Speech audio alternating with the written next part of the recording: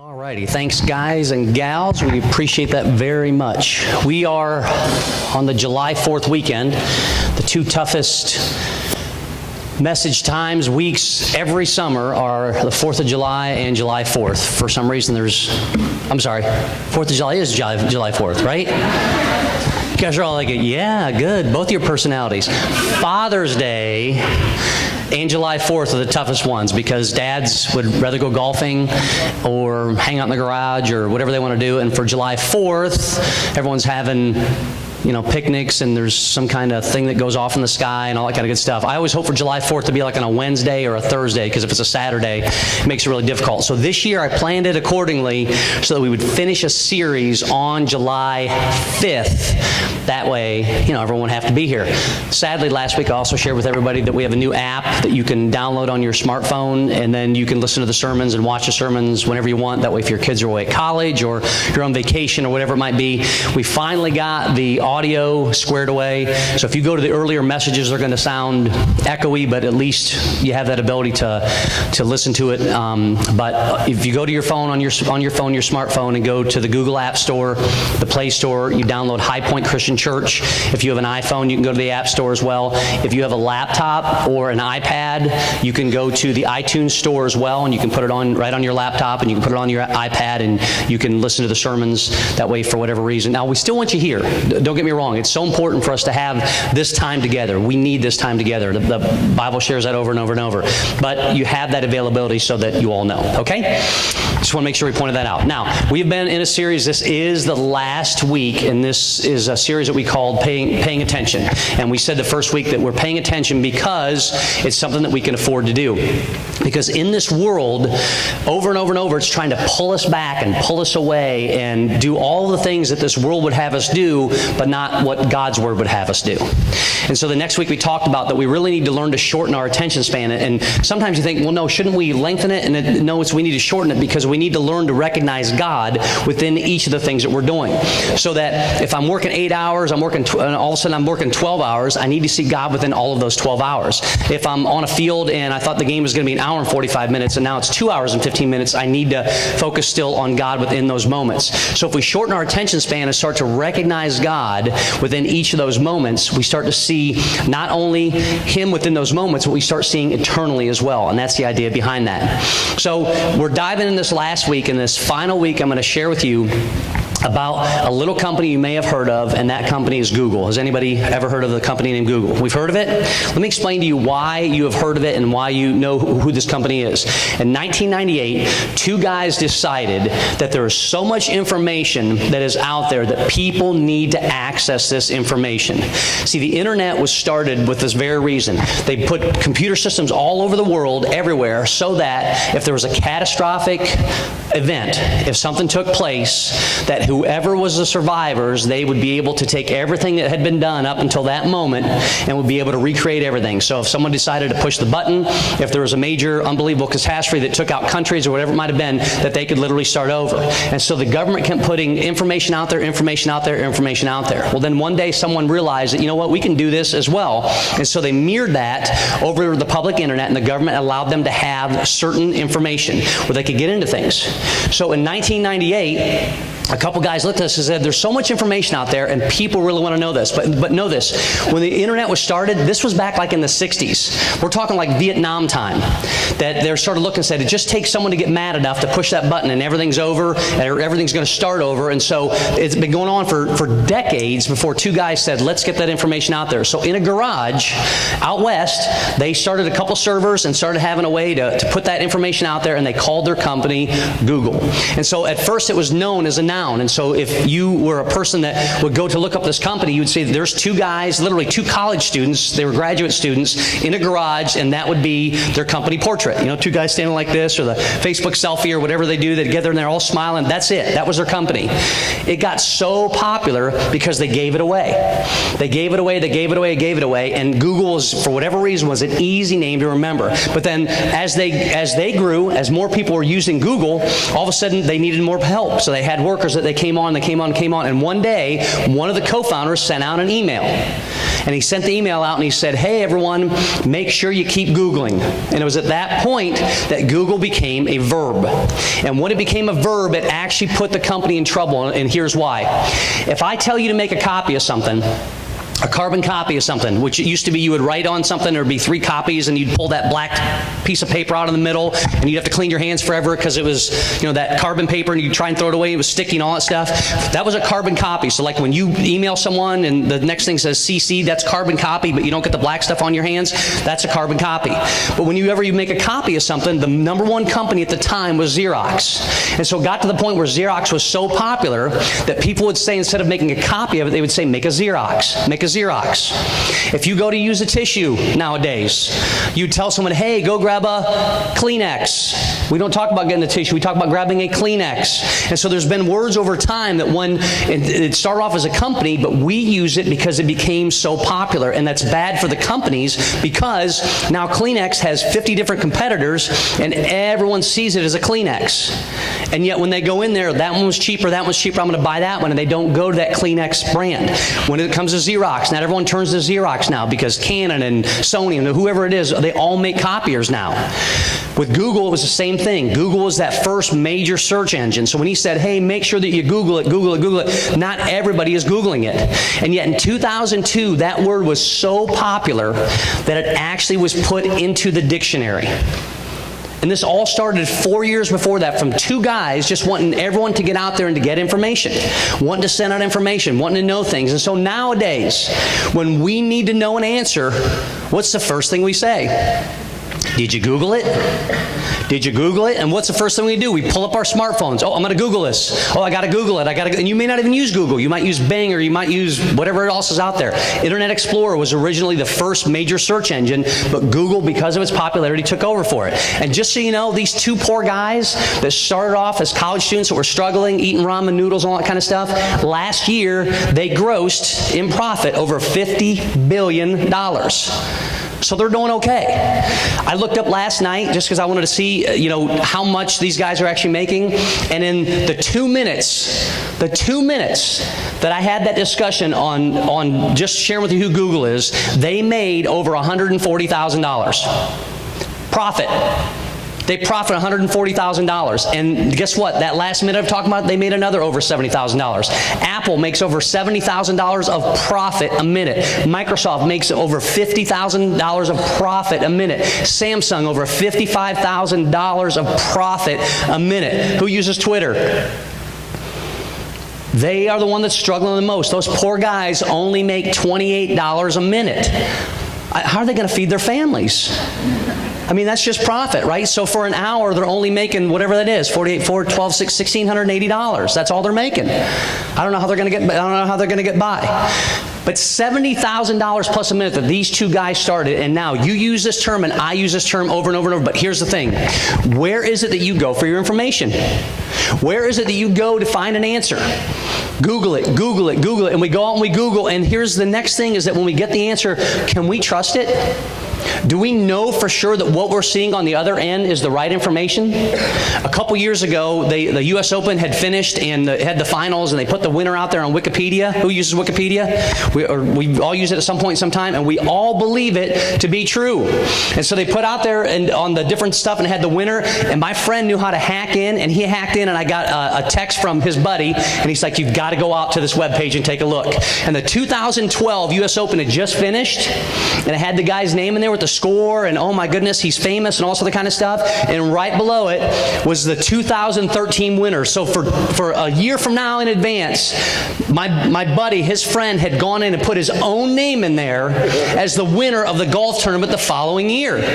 And he put a record score that had never been done before. And so it's all of a sudden you're like, oh my goodness. And then you're like, well, who is that guy? It was a teenage kid that knew how to hack into it. But we take that for truth. And many times there's so many things that are out there. There's so much information that is out there that we start to believe those things because, hey, if it's on the internet, it must be true, right? But we take that literally for gospel. You got to Google it. Did you Google it? Did you Google it? Did you Google it? We need to change in our mindset, because where is it that we are going for truth? Is it two guys that started off with information in a garage that were college students that are making $50 billion a year? Because we Googled it, we Googled it, we Googled it? Or are we going to get to the point to where we're going to gospel it? We're going to good news it? Because we're not spending enough time in here because our first instinct is to go to Google, is to go to the internet, is to turn to all of that information is out there. And because of that, we forget the most important information that we can trust and in it we can find when it comes to directions in our lives. We're going to be in Luke chapter 6 today. And in Luke chapter 6, we're going to use a conversation from a man by the name of Jesus. And I believe that it's very important for us to turn here because when we go to these life questions, when we have these life events it takes on, when there is sickness, when we struggle in relationships, when we have questions on our jobs, when we don't know what the next step is in the economy, when we have no idea where it is we're going to turn to, and our first instinct is to go Google it, we need to learn instead to go to the person that only spoke truth, the one that we can trust, and in his words that we can find that peace and find that comfort. And so starting in chapter 6 of Luke, and we're going to be in verse 46. Let me explain this passage here so that you understand. Many people believe that there's one Sermon on the Mount, and there was one Sermon on the Mount. And they believe that in this gospel, that this was also the Sermon on the Mount. So many times people will start reading the gospel, and then they get to something like this, and they're like, oh, I already read that. Oh, I already heard that. Oh, I've already gone through that story. Oh, it's a parallel. And sometimes they are parallel stories, and they may say it a little quicker, sometimes they may say it a little bit longer. But this particular sermon is something that almost mirrors, it Xeroxes the Sermon on the Mount. But this was actually the Sermon on the Plain. So if you read at the beginning of it, he's actually on a plane, and he's on a plane, a flat surface, and he's talking to his disciples. And it once again shows very much like the Sermon on the Mount. But it's not the Sermon on the Mount. So that tells us that when Jesus was sharing things, he had to share things over and over and over. Have you ever felt like you need to do that? Who has kids? Okay. Kids, who has parents? We have this conversation and you're like, I just told you that. I just said that to you. Or as parents, how many times do I have to tell you? I tell you this over and over and over. And for Jesus, even with his disciples and for the people listening, this is something that has never changed. I've got to tell you again and again and again. And he never stops and goes, you know what, dummy? I can't believe that this is the 10th time I've had to say this to you. We don't ever get a part in here where he goes, let me say it again. We don't ever get that time. He's like, you know what, seriously. And he loses control when he's so angry. He's like, I can't believe that I picked you 12. You 12 gone, I'm getting 12 new ones. That never happens, does it? Kids, would you wish you could do that every once in a while with mom and dad? Thankfully, my kids didn't answer. Parents, every once in a while with your kids, you're like, seriously, would you just listen like your friends listen? But your friends don't listen to their parents either. We need to over and over and over reinforce this. And it starts with reinforcing this truth. So Jesus gives us his example today. He shares this again. He shares this multiple times because he knows he needs to get this through. So in verse 46, he starts, and this is called the wise and foolish builder. Now, we shared this a couple years ago, but it wasn't this passage. We shared it from another gospel. The Gospels, Matthew, Mark, Luke, and John. So you may have notes in another gospel from this. This is a lot of the same story, but it's a little bit different as well. When Luke writes, he writes a lot of detail. He starts off with this verse and this question. Why do you call me Lord, Lord, and do not do what I say? So Jesus, the first thing he says, why is it you call me Lord? Why is it you say these things to me? And we find over and over in the gospel that Jesus will ask his disciples questions. And there's at one point in the gospel where he actually turned to him and he says, who is it you think that I am? Who is it that you think that I am? As Jesus standing with you, standing before it, who is it that you think that I am? And let me ask you the question, who is Jesus to you? Because if I ask 5 people this same question walking down the road, I bet you I would get 5 different answers. You're going to have people that say, you know what, he was a really good guy.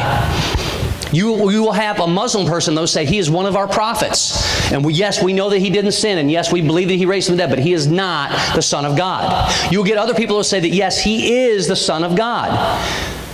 You'll get other people who have no idea who he was. I've heard of him. He's some kind of historical figure. You'll get other people that will say, you know what, a lot of people want to believe in him and talk about him, but they really, he's just some kind of made-up thing, or he's a figment of our imagination or whatever it might be. You'll get answer after answer after answer.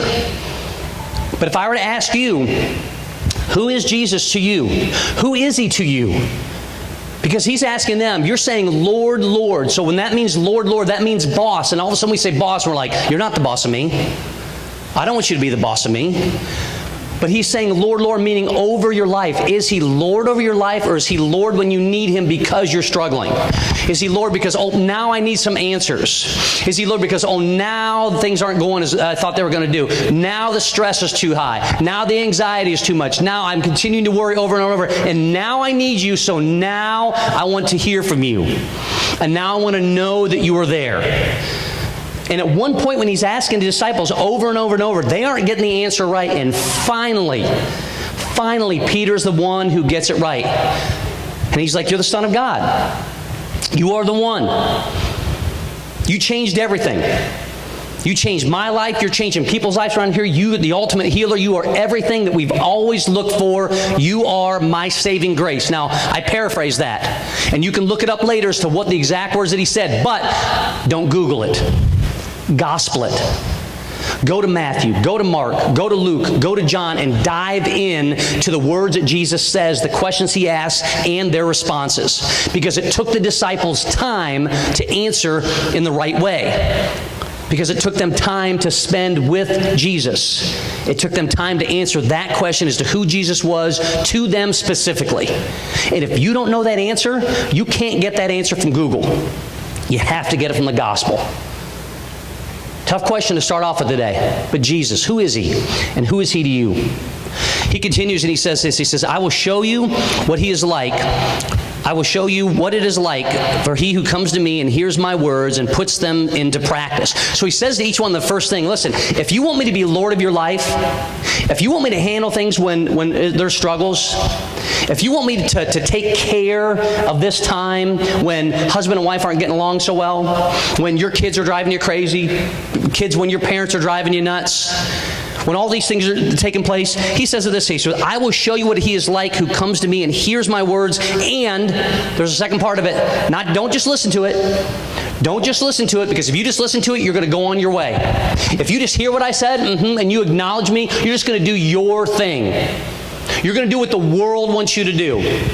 Yeah, that sounds like a really good idea, and okay, Jesus, those are some really good words, and you know, that one guy said that you never sinned, that another guy says you're a really good guy, and some people even say that you're the Son of God, and I've talked to 5 different people, and I've got 5 different answers, and that's who you are to all of them, and I need to answer who you are to me, and if I'm going to truly believe that you are his son, then now it's my chance to not only hear your words, but to do something about it. So what are you doing about it?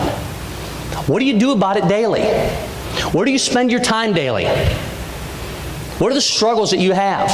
I'll tell you, for me personally as a dad, one of my major struggles at times is that everything's going good and I'm going fine, and all of a sudden something makes me mad, boom, I just snap. And I yell at my kids and I freak out on them about something. It's usually something dumb that I did, or something dumb that they did, usually something dumb that they did. We all know that, right, parents? Okay? But it's a combination, but still, they're teenagers. And I got to work on it. And so 2 days ago, as we're heading down to a baseball tournament, which we tend to do a lot because all my kids play baseball and softball, something dumb happened. I got my finger caught in something, and I went off on Nathan. And I went off on him big time. And we loaded the rest of the thing up, and we got it all in, and guess what the first thing I did was? I told him, you are an idiot. I'm just kidding. I did not tell him that. Some of you are like, oh my goodness, you told him that? No. I stopped for a second because there was something that was pulling on my heart. There was something that was stopping me and said, you really need to make this right. You really need to stop for a second, because you are the adult here, and you need to have that discussion. And I've had to have this discussion a few times, and I've had to swallow a lot of pride. It tastes just like chicken. And thankfully, I have a reminder a lot of times of doing that, and we all get there. And so I apologized to him, and he forgave me. And then we got going a little bit further down the road, and I swatted him on the leg again, and he looked at me, and I said, listen, I really was wrong, and I'm sorry. Are we good? And he's like, yeah. He's like, we're good. But that would have been a very tense 2-hour ride, have we not, right? But it was me that had to take that step, and sometimes you need to take that step. And you know why? Because he isn't just Lord. He's got to be Lord over your life. And I don't want to just hear what he has to say. I want to put it into practice. And his disciples struggle with these same things. And you and I struggle with them as co-workers. You and I struggle with them as decision makers. You and I struggle with them as role models. We struggle with them as coaches. We struggle with them as parents. We struggle in them as kids. We struggle, because too many times we hear it, and we do nothing about it. And some of you right now, you have a relationship in your life, you have a struggle in your life, and right now you need to take it to his word and gospel it. And then you need to take that gospel it, and you need to go to wherever it is and make it right according to what God would teach. Because it's weighing heavy on your heart. It's beating you up, and it's holding you down, and it's dragging you backward, and you can't move forward until you do it. And I'm here to share with you, it is not easy. But I'm also here to share that when you take that, there's a relief that comes from it that you cannot even believe. You cannot even imagine. There's a peace that comes that only the counselor, only the Holy Spirit can give, and Jesus promised it. That one's in John 14, by the way, if you want to look that one up. He promised it. Jesus continues on and he says this, the person that just listens and doesn't put into practice, let me tell you what he says. Not what I have to say, but what Jesus has to say. He says, he is like a man building a house who dug down deep and laid the foundation on rock. When a flood came, the torrent struck that house, but could not shake it because it was well built. So the guy that puts it into action, the guy that takes the time with it, he'll build the foundation first. The foundation starts there, and the foundation starts with this gospel. Even though the New Testament, the Gospels are in the middle of it, it connects both sides, the new and the old. It connects the prophecy. It connects the things that are to come. It connects everything, these little Gospels that are right there in the middle when we take the time to gospel it. And when you do that, your foundation is set. This gym that you sit in right now, what if I shared with you with all these big metal girders and everything over here, just so you know, we decided to save a little bit of money, we never really dug down, and we don't have a foundation. And if the wind blows hard enough, the whole thing can come this way. Who wants to show up next week? None of us would, right? If this foundation wasn't set, this building would not stay as it is. The same way with your house, you have to have a good foundation. If you're looking for a new house, what's the first thing you look at? You go through all the nice, pretty stuff upstairs, but then you go downstairs in the basement and you check out the foundation. And if that foundation is cracked, if there's anything with it, you're not buying that house. So we use that in life, but we don't use that for our lives. And yet Jesus shares with us, if you're going to put it into practice, you're going to have that foundation. He continues, he says, when a flood came, the torrent struck that house, but could not shake it because it was well built. Now look at this. Notice, they didn't say he couldn't completely destroy it. He said he couldn't shake it. I've been to multiple hurricane areas. I've been to places whenever they've disasters have struck, and I've seen houses that have been blown off their foundation. And we were in Katrina. There was an entire neighborhood that was gone. It was so bad when it hit Waveland, Mississippi, because that's where the eye of the storm hit, even though everyone talks about New Orleans, that it blew the entire coastline away. And there were two things that were left standing. One was an in-ground pool that was at a hotel, because the water couldn't go through and the wind couldn't go through to take care of that. So that's what they used to determine where everyone else lived. And then the second thing, God bless you, the second thing was a neighborhood where one foundation was set. Because its foundation was set so strong that all of the other houses blew into it, but it stood. And it shook for a while, but it never went down because of its foundation. So I'm sharing with you today is that you might go through times where you shake a little bit. You might go through times where you're going to feel that wind, and that rain is coming, that storm's coming on you. And none of us like those storms. But after every storm, there is a calm. There is a peace. Sometimes there's even a rainbow where God shows up. But when your foundation is set, you can go back to it over and over and over again. And that foundation is God's Son, Jesus, who is Lord. And prayerfully and hopefully for each one of us, Lord of our lives. Jesus continues and he says this, but. Anytime there's a but, oh, we're changing on you. So everyone's been listening. Jesus is sharing all these other things with each person, and he's doing that, and they're like, yeah, that all sounds really good, sounds good. And then it comes with a warning. He says, but the one who hears my words and does not put them into practice is like a man who built a house on the ground without a foundation. And when that happens, and you have no foundation, and the winds come, what happens? You get blown away. And now not only are you shaking, you're going to get thrown into whatever it is, the closest place by that has some kind of foundation. And their foundation may be in the Word. But more than likely anymore, their foundation is going to be in the world. And I've seen teenager after teenager after teenager who has missed this, who thought that they had their foundation in the Lord, and in the first time that the winds blew, they went whatever direction the wind took them. And they've had struggles. And parents have come to me and they've had struggles. What happened? How did I miss this? What's going on? Why is he dating her? Why is she dating him? Why are they even together? Why are they talking with those people? How in the world did they choose that? Why are they leaving here? What? Over and over and over, question after question after question. And those questions from them start you and I to question. And so when we question those things, where is it that we turn? Too many times we turn to ourselves.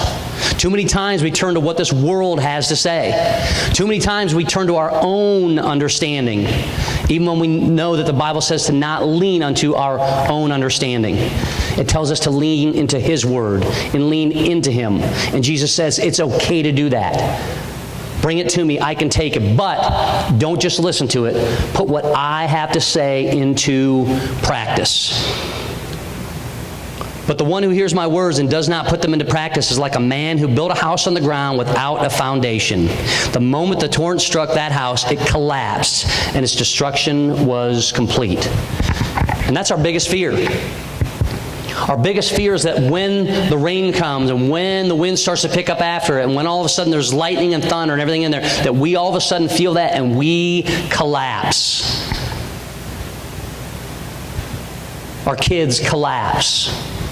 Our spouses collapse. The companies we work for, they collapse. Collapse, collapse, collapse. That is our biggest fear.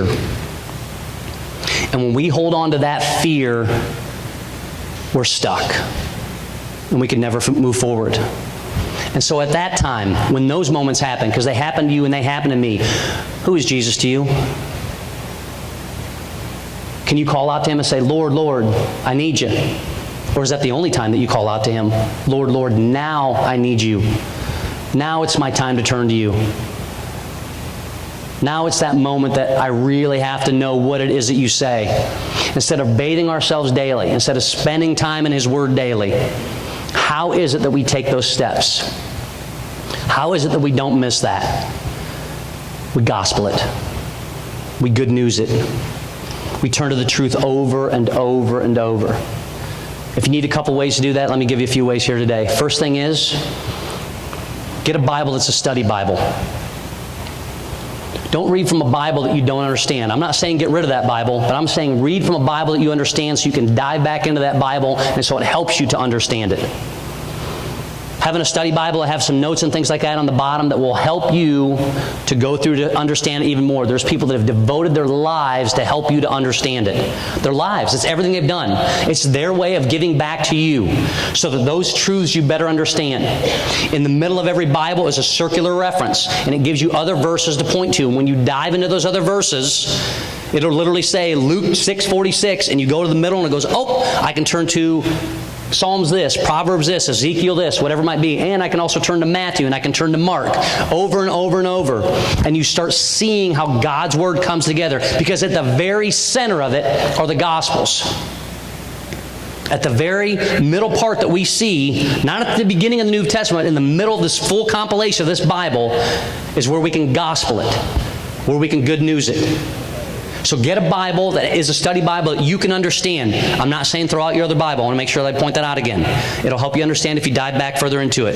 The second thing is, when you get a Bible, get a red letter Bible. A red letter Bible is this. It has the words of Jesus, so that when He spoke, you could hear His words. And so that when you take the time just in His words, you can hear from Him. Because just like he spoke to his disciples directly, he is speaking to you directly. And as he is sharing his parables and the stories that are going on, and all of a sudden like, man, this is a good one. And all of a sudden he goes, but, you can go, whoa, whoa, whoa, whoa, he's changing gears on me, now what? And you can make the choice to move on and listen. And then to ask yourself the question, am I the one that has a solid foundation? Am I the one that's resting in that foundation? Am I just listening and not putting it into practice? Or am I the one that wind is going to blow, and the next thing I know, I'm going to be up against the quickest, the closest cement wall? Because my foundation is not set in him, because I never answered the question, Lord, Lord, who are you? And more specifically, who are you to me? Because if I don't have that right with me here, there's no chance I ever have to reach out to anybody here. It starts with each one of us. Jesus asked us that question. And over, we tend to go to Googling it. But pay attention. Pay attention. Shorten your attention span. Start to look for God within each of the moments. Start to recognize him, because you can see him for here and now, and you can see him for eternity. And we need to give him our undivided attention.